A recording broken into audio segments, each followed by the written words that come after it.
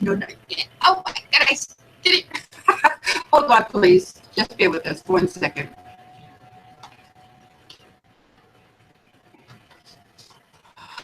Right.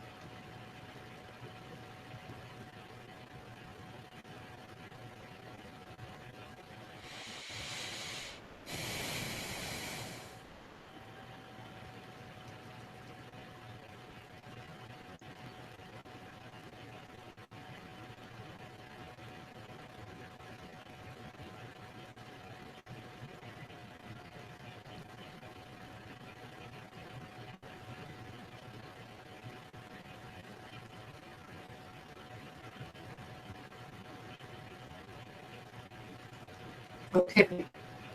Okay. Good evening and welcome to Wednesday's Whispers. My name is Peg Jones and I'm your host tonight.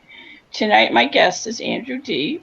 He is a medium from the UK and he's also a radio host too on internet radio called Canuck. Comic.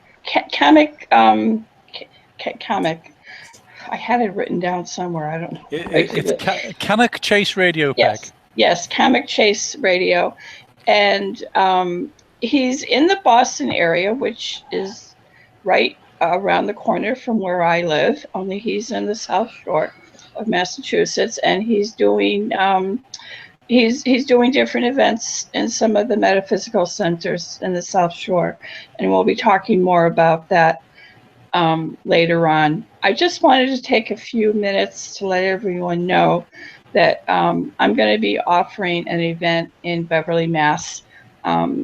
Next Monday, the 12th, on Cabot Street. It's Susan McFarlane's Wellness Studio, and it is going to be an evening with Archangel Gabriel, and the title for the event is Guidance in helping us for the stress and the busyness of our holiday season that we're now going through. And you can check it out at my website at pegsangelicalwhispers.com, and then you can go to upcoming events. I'm also an angel practitioner and an author of Living in the Heart Place with Your Angels, daily angelical whispers throughout the year.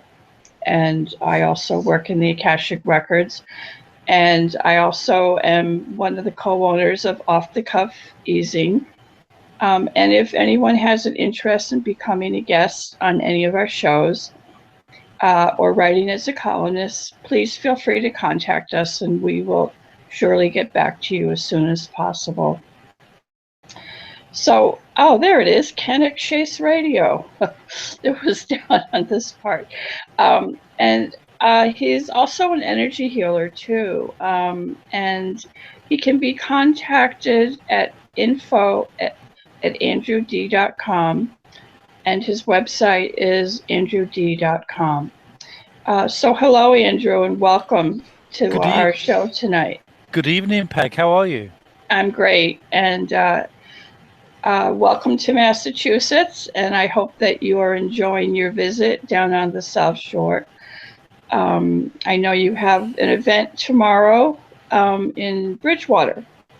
I do, yeah, and thank you for mentioning it. And that's exactly where I am right now. And you know, how about that? yeah, because I'm in the office right now, or the studio I'll be using, and yeah, Maureen Hancock has been very, very good to me, very benevolent and kind, and she's allowed me to use her studio to use the laptop and sort of uses the office space to do some private readings. And I've got a small evening of mediumship tomorrow night here, so it's going to be very small, very select, literally. No more than 20 people, so it's going to be a good night and intimate, like I mentioned. Yes. And if people would like to get in touch or connect with me, or even come along tomorrow night, then please visit my website, Andrew Dee, and that's DEE, andrewdee.com, and go to the events page, and all the information you need is on there. Excellent, excellent. Well, Bridgewater is near and dear to my heart because that's where I went to school 30 years ago. Oh, wow. To become a special needs teacher, an early childhood teacher, and I lived right in the town next to a funeral home. and I never realized until 30 years later that I might have been contacted by those spirits because I was having nightmares. And I was not aware in any way of mediumship or anything, so I had no clue until I started going to chat rooms and started kind of learning all about what spirituality and mediumship and spirits were all about. So it made sense to me 30 years later. Yeah. But and then on Saturday you're going to be in Norwell at Kathy Burke's center, and I'm not sure what the name of it is, but I know that she has a center there, and maybe you can give the address. Oh, actually, yeah, I think I have that. It's well, you can just call Kathy Burke at 781-871-1740. It's called Angel Healing Center. So that's the one. Yep. That's the one. So I go by Norwell when I go down to the Cape Cod. So, but I've never really actually been in Norwell. So you said that you'd be taking questions and call-ins if people do call in. And you also had a chance to be in Rhode Island last weekend too. I did, yeah. But yeah, I mean, it was a fantastic weekend, Peg. And just out of interest, Peg, I haven't got the number. So how do people contact the show tonight to get in touch with me for a reading or just have a chat? Okay, they can call it 520-549-5149. Okay, 520-549-541 5149. 5149. There you go, guys. If you need to get in touch with the show, Peg's the man or Peg's the lady, so to speak. So how did you get into mediumship? I always love to hear that story. Well, it was one of those things, Peg, that I was sort of, I was aware of my ability, or no, I must say, I was aware of certain things as a boy, when I was a young boy, and I didn't fully understand them, and I also. I used to ask my mom questions or, other family members. And I specifically remember saying to an aunt of mine that, I said, when I close my eyes, I see different faces, and I'm not sure what they are. And sometimes I see my grandfather, and sometimes I might see, I remember my Auntie Gladys, and I remember seeing her face, and I thought, well, that's a lady. I know her. I know my grandfather. I know they passed, but I was literally maybe 6, 7 years of age, and I wasn't. I should have put two and two together because I wondered why all these other faces were with, those of my family and friends who'd passed away. Right. And so that was it, really. Nobody could really help me, and nobody really gave me any guidance or inspiration. And it was many years later, in fact, only 10 years ago, when a friend of my mom said, Andrew, you had this gift since you were small, and it's been latent, and now is the time for it to, manifest itself. And Yeah. Yeah. it's strange because around that time, I suddenly started being drawn to the local spiritualist church and wondering what went on in there, what people did, and sort of, and although it said spiritualist church, I was none the wiser. I just felt drawn to this building. And, and then I was away from home one time because, as you know, I was in the military for 23 years. So I served my country for that time. And around this whole time, I went to a spiritual church actually near where I lived, and I was drawn in, and I joined the open circle, and sort of the rest is history, so to speak. Yeah. Yeah. So that's what you basically did once you got out of the army or the armed forces. Yeah, well, it's a little bit more complicated than that because I started my mediumship development about 10 years ago, and I then went to, I left the military and I went to work with my family back in Liverpool in England, and I was there for a number of years. And one day, it would have been 5 years ago this spring, because that's when I said to my wife 5 years ago, I need to follow my heart. I need to, go down the road of my mediumship. And in a way, Peg, it was sort of a bit of a crazy move, really, because we'd bought our own house, we'd totally remodeled it, and within 5 years of that, I chose to sell the house and live off the equity and build up my mediumship. And like I said, within 5 years, I'm here talking to you in mass.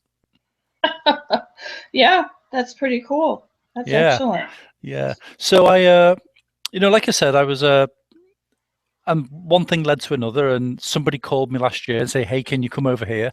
And we took it from there. And and like I said, here I am. I've been back a few times in the last year, and there's more and more people getting to hear me out here, and I'm just working with them, and doors open. And it was my own radio show in the UK. There was a lady from New Zealand.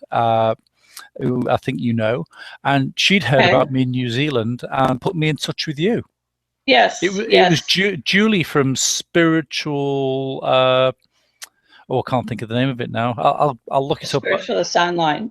That's the one. That's the one. Julie from Spiritualist Online, and she's over in New Zealand. So a long way away indeed. It is definitely small world, huh?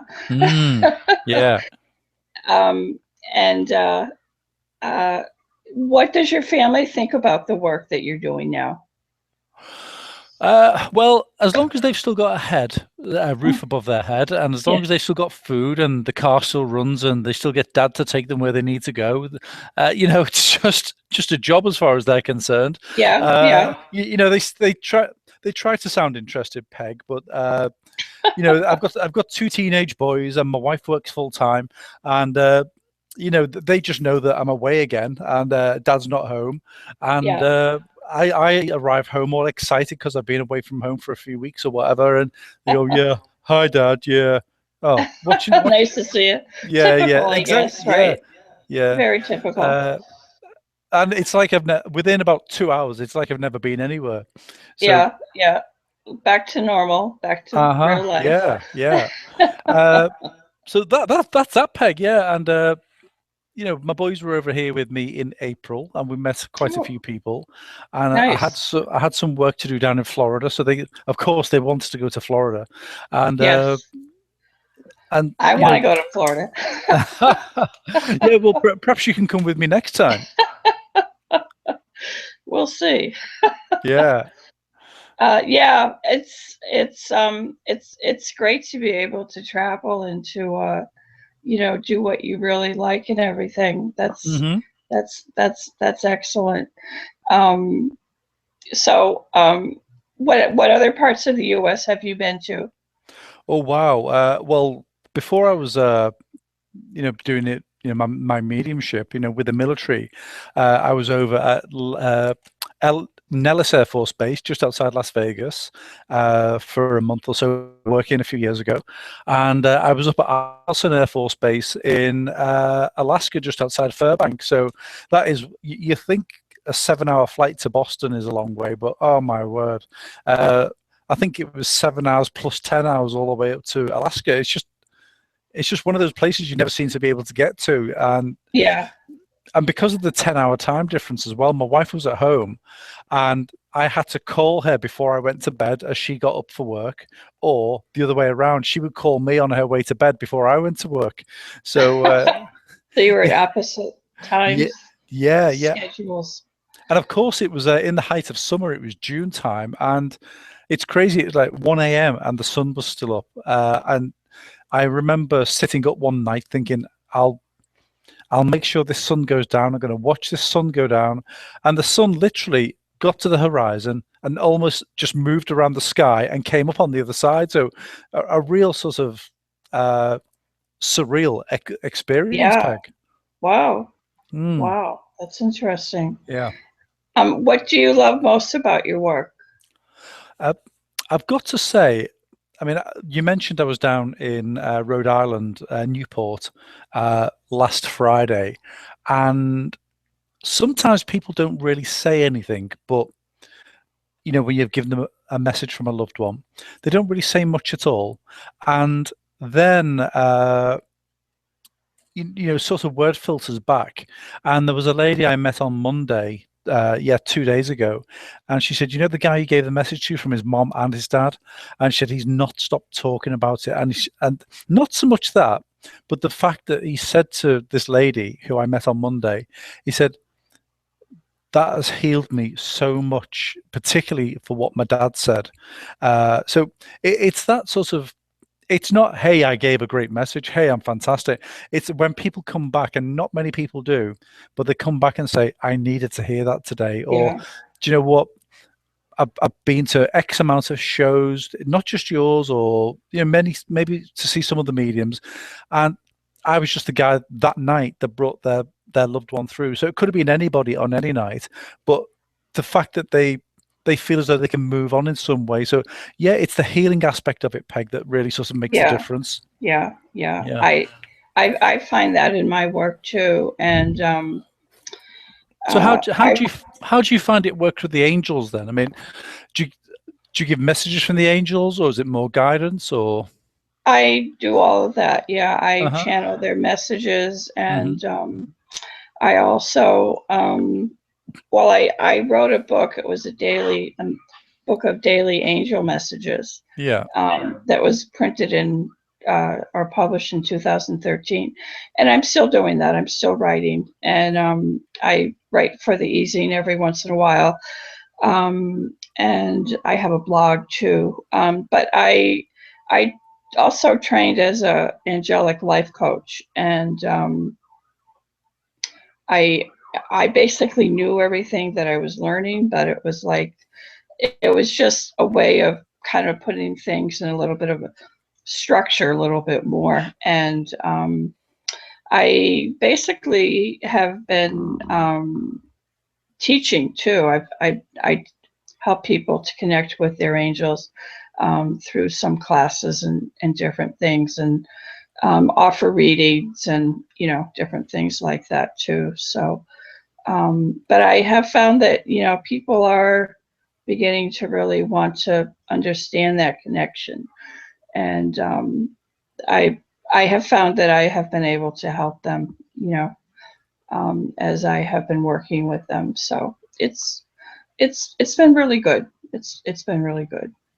Well, So the thing I find with that, Peg, is that the with the side of my work that I do, I've got to give the evidence, I've got to give the proof, or say, you know, uh, Well, and you can't really, especially when I did my training, you can't get away with saying, "Oh, I have a motherly type figure here," because people want to know it's their mom. They want to, they think, I need to know they're there. But with the angels, and please don't see this as me, being disrespectful, but with the angels, I mean, you you can't necessarily give that evidence. It's more got to be taken literally.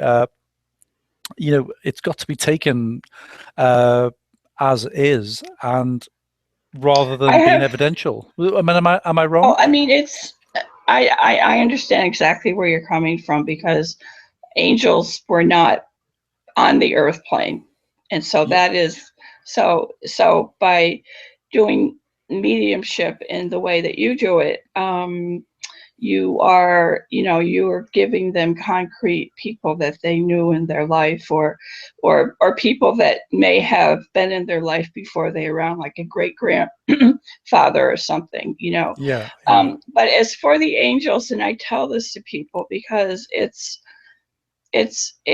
really energy based, and I have come to the conclusion that when we learn who our angels are and how they can help us, and through meditations and looking at synchronicities in in their life, and in asking in intention and working with the angels, Hmm. that you do come to learn who the angels are. And so I have, that's all that, it's just understanding the synchronicities and the validations, and Hmm. and so that's basically, I mean, it's another form of mediumship. It's mediumship with the angels, not with Hmm. spirit. Yeah. So Yeah. so that's kind of how I say. And I also do some mediumship, but I don't really do mediumship when I'm doing an angel reading too much, which I find really, it's like, eat my peas and then eat my carrots. But it's just kind of the way I have been able to do it. But there have also been times, maybe because I don't do it enough too. I would like to get stronger in my mediumship too, so that I can, do it do it more automatically. But it's almost like, I don't know. Spirit tells me that I just ignore them. So, Yeah. because I've been working with angels for so long, and I guess, in many ways the angels are my guides too. I really have a hard time connecting with other type of guides. And that's something I know that I can work on at some point, and I will. Yeah. I will. Yeah. And I find it interesting as well, Peg, that when people talk about this, hey, my, and nearly everybody you speak to has a guide who is a priest or a nun or a Buddhist monk, and I always remember. Now, I don't know whether you consider those people to. I mean, where do you consider those sorts of guides to stand with regards to the angels, or are the angels specifically a specific group of, let's say, entities, rather than our loved ones who've passed over?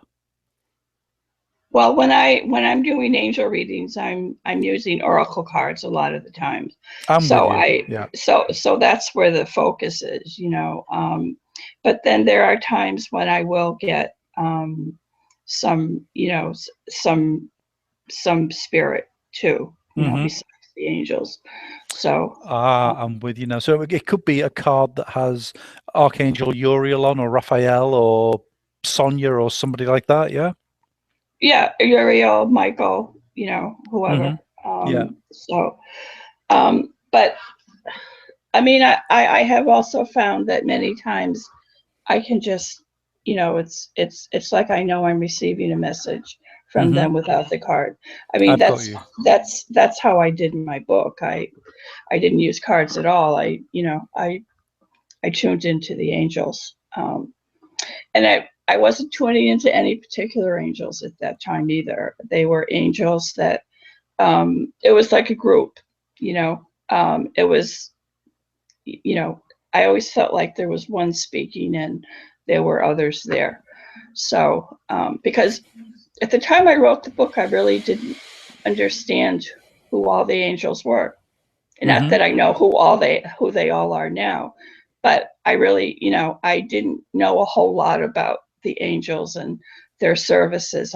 Because I had used cards so much, but they basically asked me not to do that. So I didn't. Oh, right. And yeah.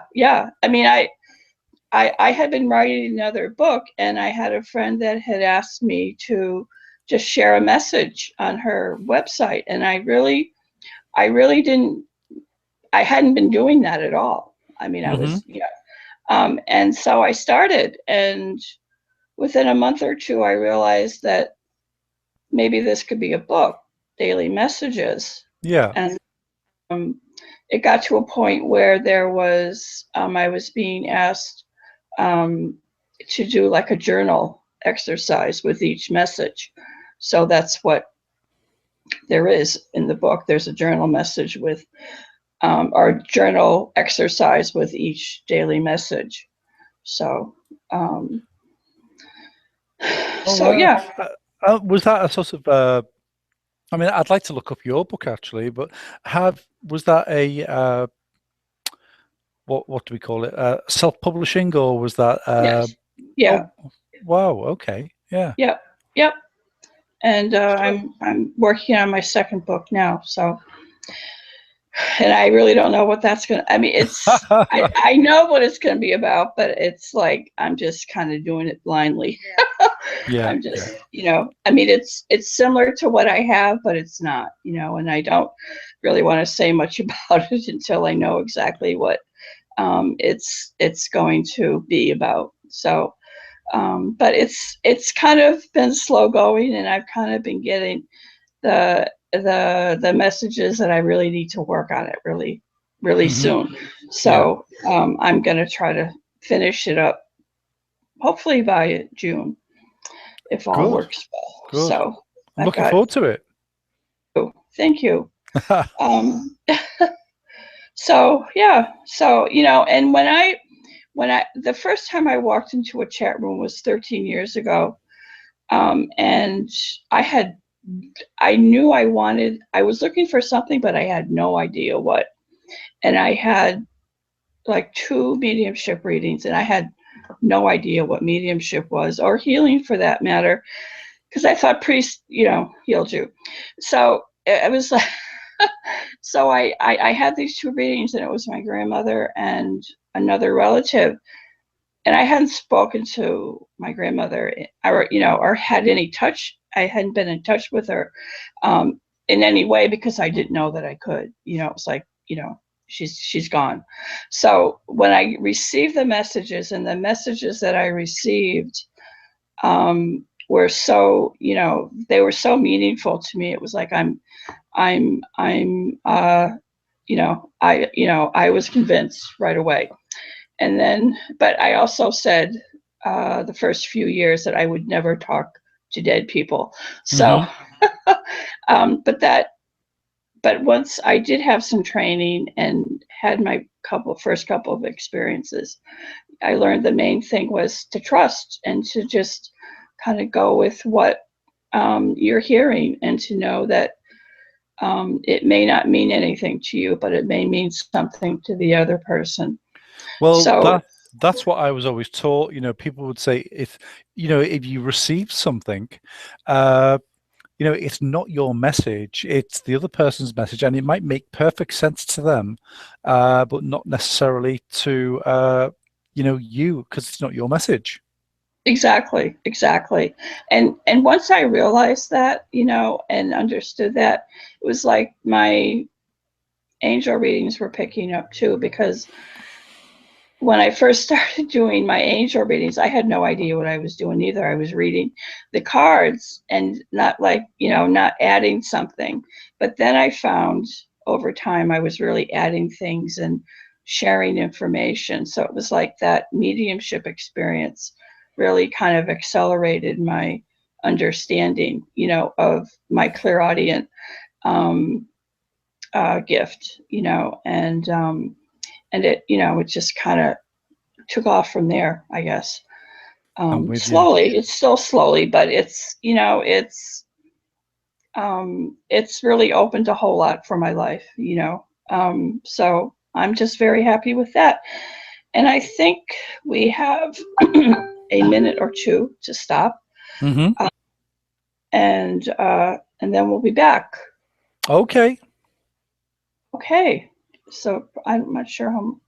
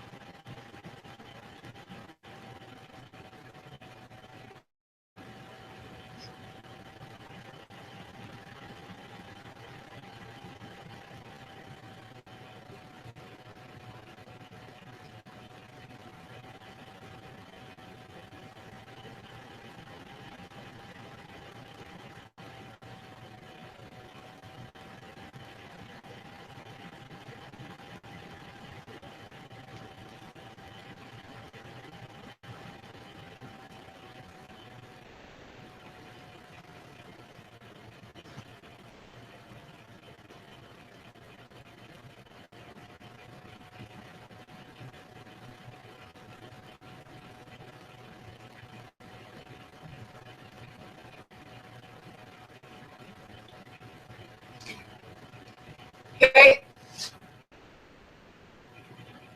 Take a minute and 8 seconds.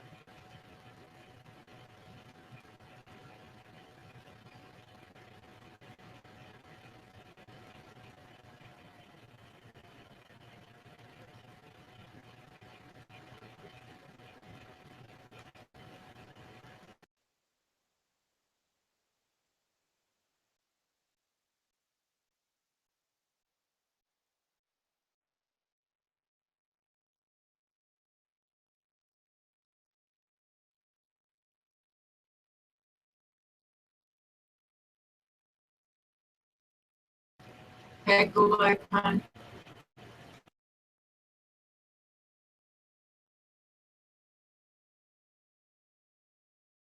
Hello.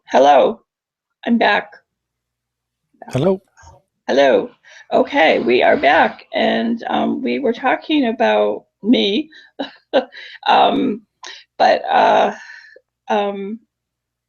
yeah, it's been kind of an evolving thing, and I know that everything that I've learned has really been uh,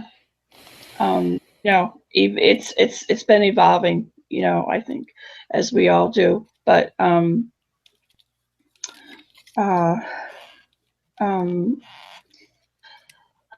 so what future plans do you have for the USA? You had mentioned something about moving to the USA. Is that something that you're still planning to do?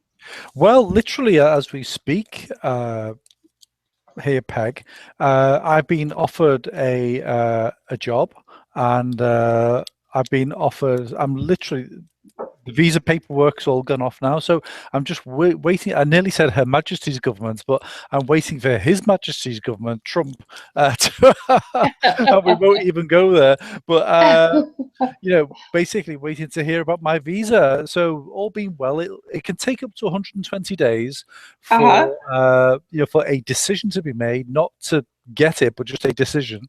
And so I'm waiting on that and see what happens in the spring. Oh, great. Yeah. That's excellent.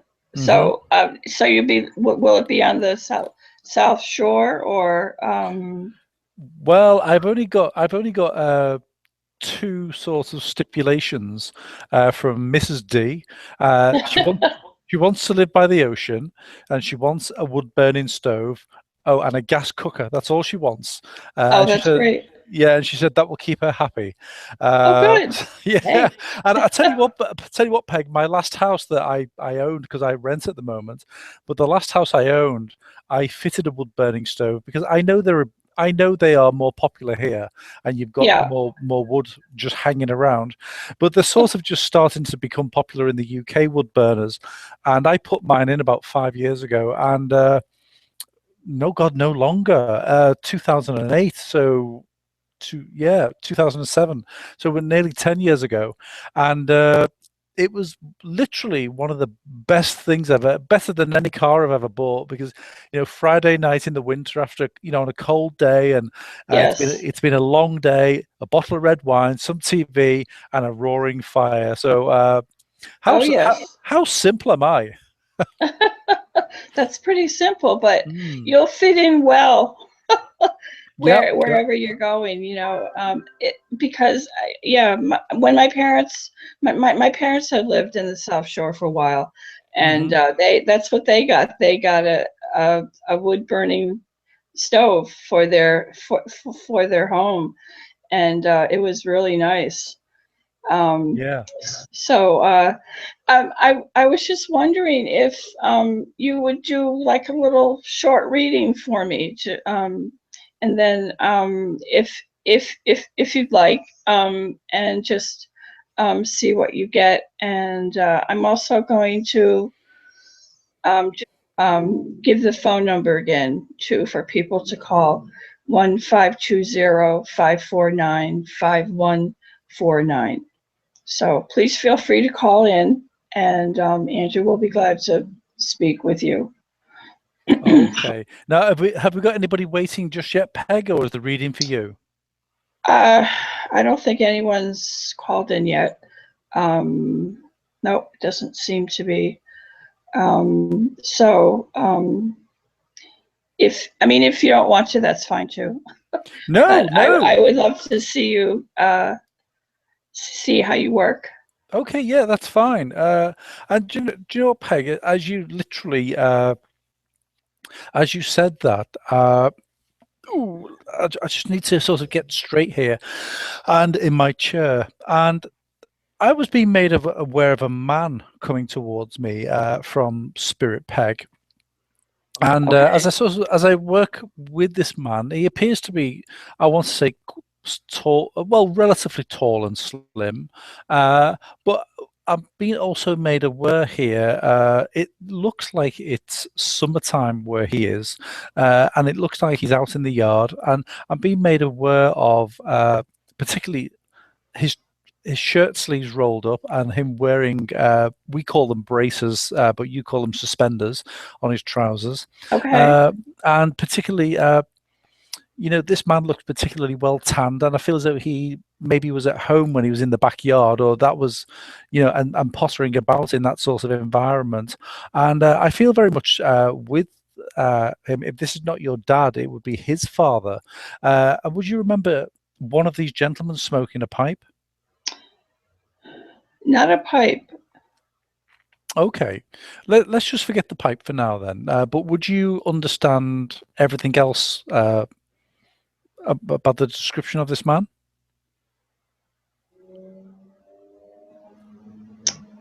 Can you describe him a little bit? Yeah. Like, Okay. Yeah. like height? Now, would you understand with your dad maybe about 5'10", 5'11"? My dad's a bit taller, but his father was probably about that. Okay, thank you.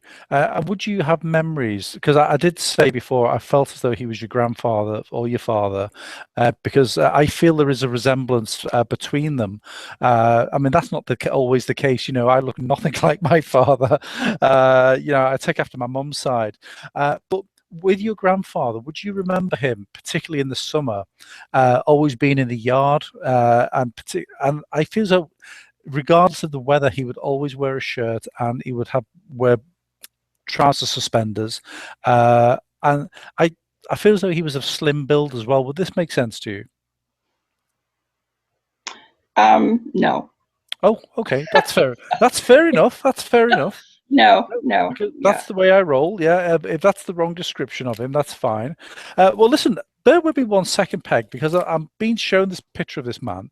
So I know Sprinkles doesn't. She can maybe message us, but would Sprinkles understand this description? Can she come back through the messaging, or can she get in touch with us some way? Let me see. Can she hear us? I don't know. Well, she must be able to hear us, but let's see. I don't know. Oh, I was on mute. I'm sorry. Okay. I couldn't relate to it myself. You couldn't take it. Okay. Do you know if this man had any facial hair or not? Well, I'm not being shown any at the moment, but I'll tell you what he has got with him. It's a wheelbarrow. And to me, this gentleman looks like he was of the land or worked on the land, or I just feel as though he was a very outdoors man, because he showed me himself going around collecting things in his wheelbarrow. And to me, it almost looks like a pitchfork in his in his wheelbarrow as well. So that's what I'm being shown at the moment, Peg.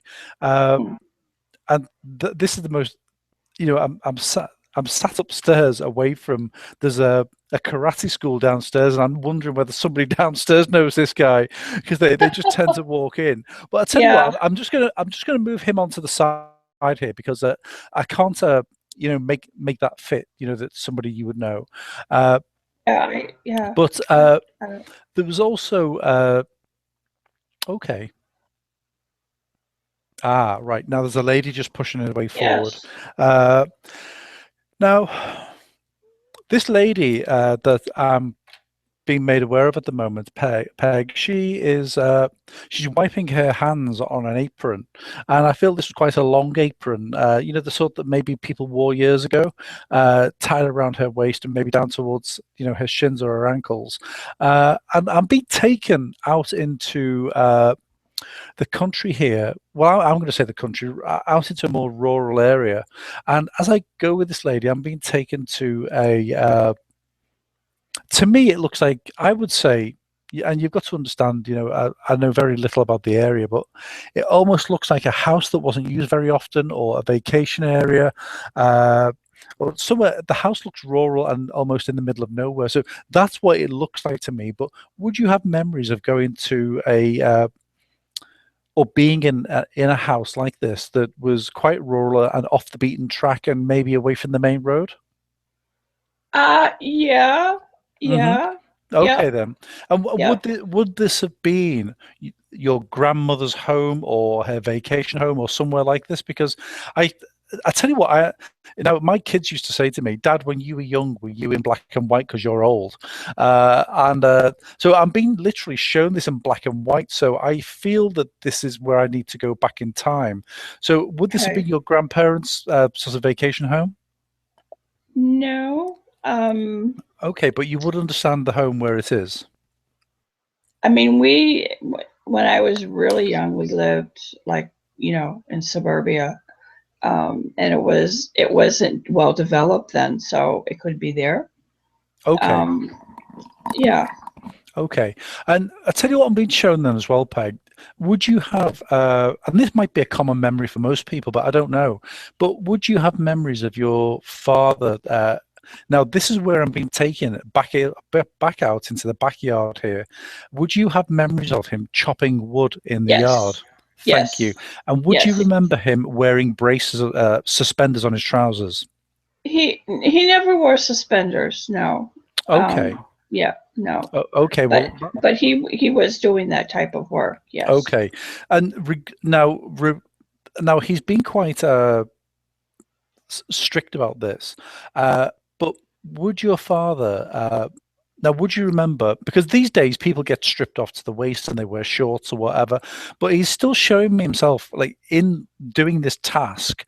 But he still would have worn trousers and he still would have worn what I would call a long sleeve shirt. And I just feel as though it was the wrong attire for this sort of weather or for the weather and for the type of work he was doing. It's like he was too hot and bothered.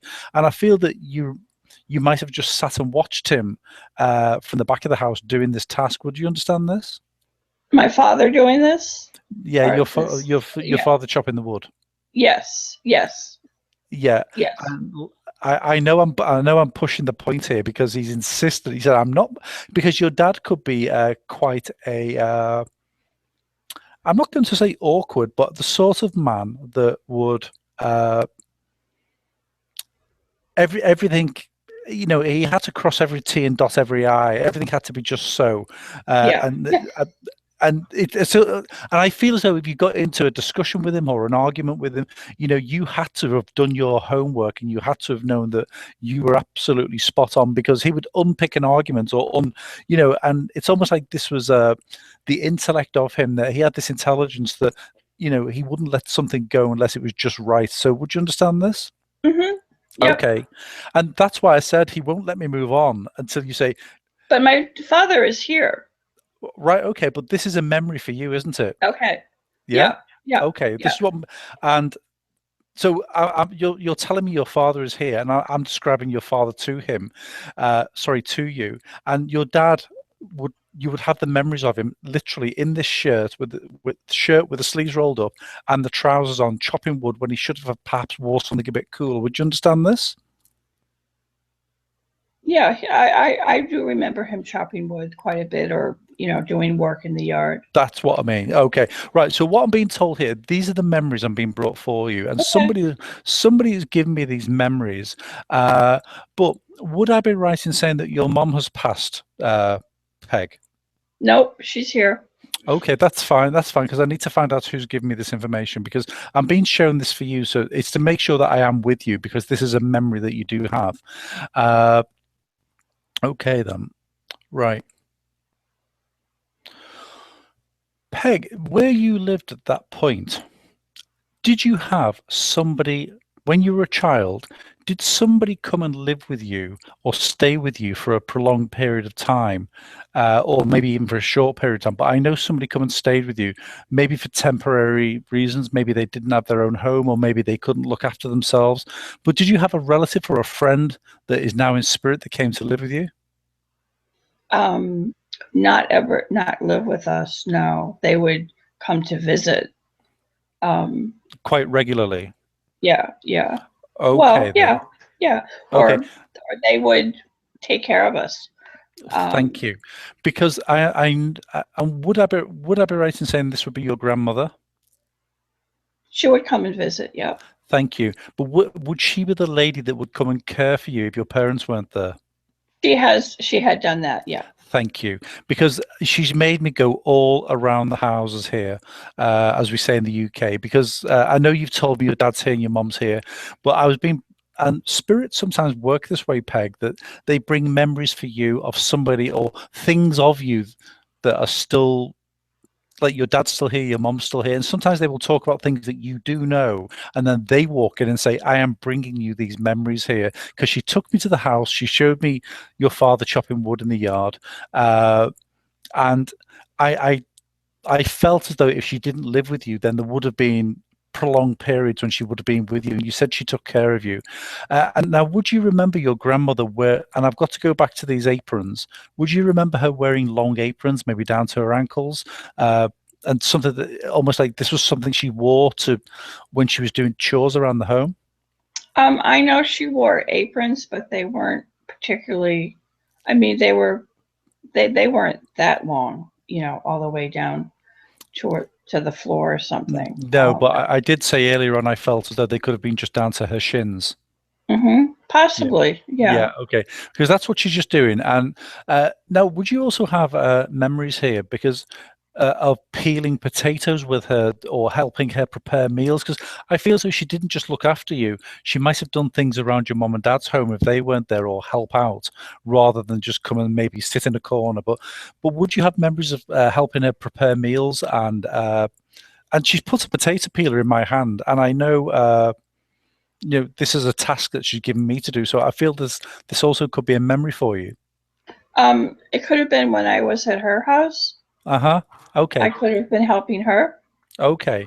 And I've got to ask you this because I keep hearing the word spud and Spud Murphy, and I know that's Irish terminology. So would your grandmother have been Irish? Yeah, she was.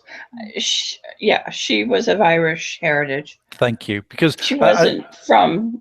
I mean, she wasn't born there or anything, but she was. She wasn't first generation. Okay, yeah, because that's what literally she put the potato peeler in my hand. She put the potato in my hand, and she was. I could see, and I kept hearing Spud Murphy, Spud, and I know in the UK, if you're Irish and your name is Murphy, your nickname is Spud. So I know that's where she was taking. That's where she was taking me to. Yeah, it's a common nickname. Yeah, and I never. But would you also have memories? Because she just showed me this, Peg. Would you have memories of either going to? It may not have been a water well or a well for water, but would you remember pumping water and not just turning on a faucet? And because I feel there's a place that you were at that when you were younger, or there were stories of pumping a hand pump to draw water up from a well. So is this something you would remember or something you remember being told or talking about? I remember we had a well in our yard. Thank you. Yeah. That's what I remember. And that's exactly what she's showing me right now. So she's taking me back. Many years. At least 20 years to your childhood, and more than that. But she's sort of what she's saying to me here as well, Peg, is that it's almost like Tom Sawyer's Days, but in the north. Because would you remember a plank of wood with two pieces of rope on it strung from a branch that was in the garden? That would have been a rope swing. It's not a rope swing, but because it wasn't anything fancy. It was literally a piece of wood, a plank. Exactly. And your dad drilled the holes in it, put the rope through, and slung it over the top. Because would I be right saying it was your brother that climbed the tree to tie the knot at the top? He probably did, yeah. Yeah, because that's exactly what she showed me. Because it was your dad, because your brother was not big enough or strong enough to throw the rope up to your dad, so they swapped roles. And this is and I mentioned Tom Sawyer, but would you understand who Tom is as well? Yes, he's a brother. My brother right next to me. A funny old thing. Younger than I am. We mentioned your brother going up the tree, and I was being shown Tom Sawyer's Days, and I had the name Tom again. Yeah. So I know these are all fond memories for you, and I feel as though there's been talk of this recently. I was thinking of the tree. Yeah. Actually. Yeah. I was actually somehow in Google I got into the neighborhood. And I saw the garden and where we had the garden and everything, and I thought about that tree, and that was like, I think it was last week, so that's interesting. Yeah, well, there you go. And I'll tell you why she's come through today, Peg, because I know you've been thinking about the tree and you've been on Google and you've told me you looked for the tree itself. Sorry, the garden and the neighborhood. But your grandmother is talking here. Now, regarding your parents, have they decided to? She's talking about them. I don't know. I don't want to say a care arrangement, but I feel as though there's a change of accommodation around them that would allow for better care of them. Would you? That's the best way I can put this. Would you understand this? Or there's been talk of some sort of move or yeah, I've got to say a change here because to allow people to take care of them better. Would that make sense? There's been adjustments made, yeah, for them that Okay. they've needed. Yeah. Okay, thank you. And that's what she's saying here. And she just said thank you because she knows they're in good hands. And oh, would you understand who Henry is as well, or Harry? Harry.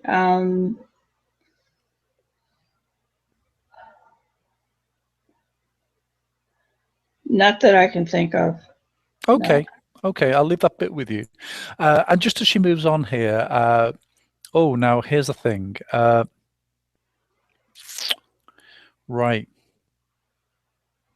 Now, I know red is a common color, and I know pickups are like the biggest selling vehicle in the States. But I am going to put this two and two together here. Who owned? Now, to me, you'll have to forgive my because I don't know all my American vehicles. But would you know somebody when you were younger, or I'm being brought memories here of? To me, it looks like a red Chevy pickup truck. Would that make sense to you? No. Okay, that's fair enough. Sorry. So no, listen, no, because they're showing it to me for some reason, and I want to know why. I have a well. Ask On. her more about it. Ask her for more information about it. Well, I'm going to say to you, either there was a red Chevy pickup truck or there wasn't. Okay. Okay. Well, I know there was a pickup, but there wasn't red.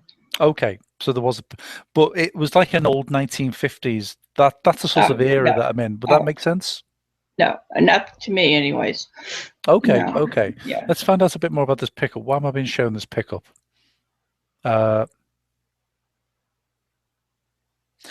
Was this thing? No, if I'm wrong, I'm going to leave it there. But was this thing parked up and wasn't used, and it almost it was like rotting on the driving? Would you understand this?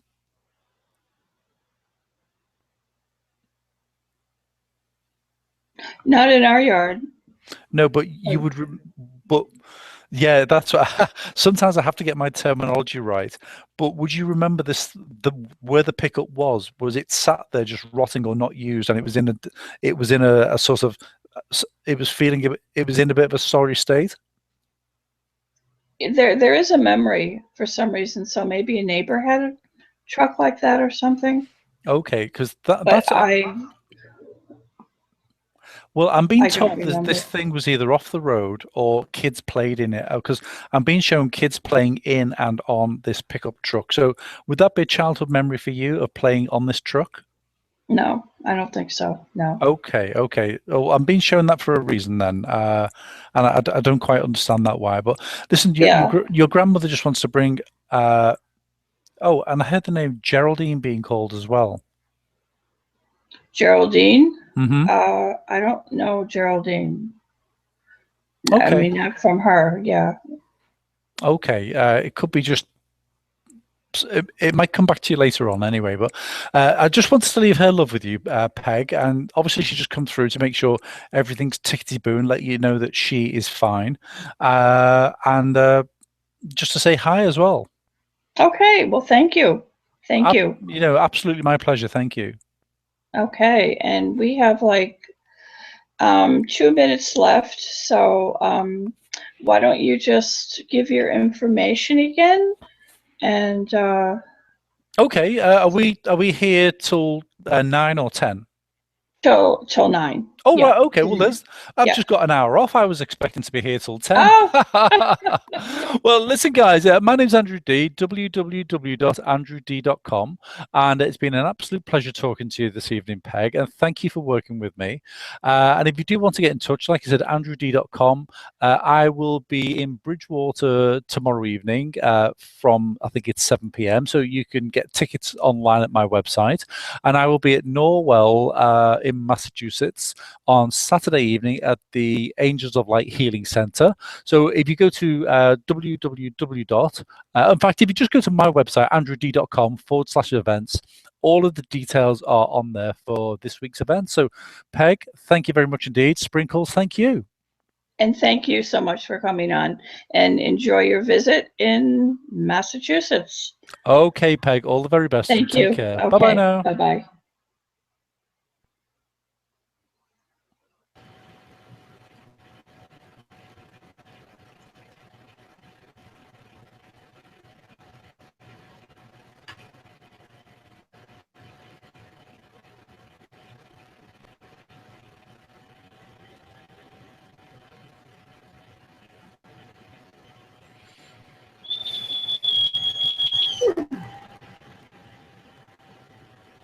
Huh?